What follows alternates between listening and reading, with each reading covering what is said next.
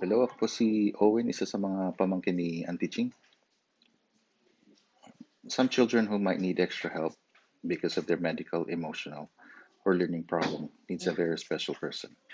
Someone who can work with them and have the unique ability to provide them instructions so they can achieve their highest potential and strive to progress beyond their limitations.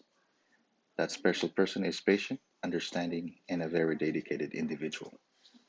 That's how I would describe Auntie Ching, both in her professional and personal life. Allow me to share some of my experiences with her because she might learn something new, or perhaps would be reminded of how special and wonderful person she was. To me, she was a public servant, a motivator, and most of all, my family. As a public servant, at a very young age, I was surprised at how she could manage these special kids while taking care of her family. I remember I get to visit her at Salapan Elementary School and get to meet Eugene Yang for the first time, which, if you don't know, Auntie Ching's student for a very, very long time, and as far as I can remember. To have a family trust you for a very long time to take care of their special child tells you about Auntie Ching's personality. I've seen Eugene gets mad, but Auntie can always talk to him and calm him down. I've seen few of her students after school before, and you can tell that they learn a lot from her. Some you might not even think of having special needs had you not known they needed some special care. Some parents may mourn that their child lost potential, and some might think of them troublesome over time, but not Auntie Ching. She finds her challenges make triumphs even sweeter, and their weaknesses are often accompanied by their amazing strengths. She could see them in every student that she had. That's why I believe she established St. Catherine's Special Learning Center so she could help more special individuals like Eugene, Iska, and among many others, so they can see their potential and maybe even be out in the society just like everyone else. Motivation is all about moving people to act or do things in a way that achieves their specific or immediate goal. It's not always easy, especially when you're motivating someone who may not necessarily want to do it. I know because I was in that situation years ago, and Auntie systematically motivated me to do something that I wouldn't volunteer for. That was to compete in patimpalak sa pagtutula o paligsahan sa pagtutula.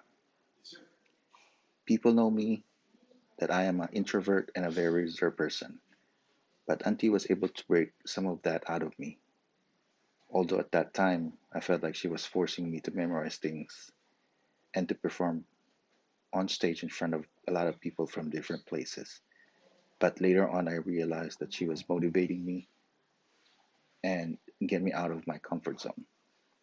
I'm sure a lot of teachers can attest to this. She doesn't just sit down and watch you do things. She will find a way to get you moving in the right direction. You can say she's motivated to motivate people because again she knew and could see all your potential. You might not see it right away, but in due time you'll understand why she did things the way she did. Last but not least, my family. Our family is not perfect. Just like any other family, you'll have some disagreements, some ups and downs. But at the end of the day, your family will always be there to support and help you. There were countless times that we would go to their home in Efroman in San Juan when my parents would have some disagreements. She was always open to us and let us stay at their place even as we get older and settled in Antipolo. She was always offering things like jobs and among other things. She was always giving me advice. And one of her last advice to me was to take care of my mom as she is also getting older. She was always asking how we were doing, especially with our current situation with COVID-19. And as a matter of fact, her last message to me was on July 12th, congratulating me from finishing my class and to be careful when traveling, knowing that I was in Florida at the time. That's just how she was, loving and caring.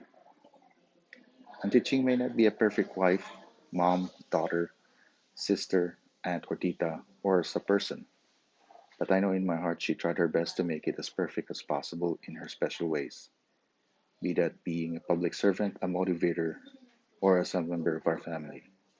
We all learn something from her in one way, shape, or form. To close this, I believe this saying could summarize what I learned from Auntie. Life is like a camera. Just focus on what's important and capture the good things. Develop from the negatives, and if things don't work out, just take another shot. Thank you, mahalo, salamat, Dios mabalos for everything, Auntie, and we will miss you. Gone but not forgotten.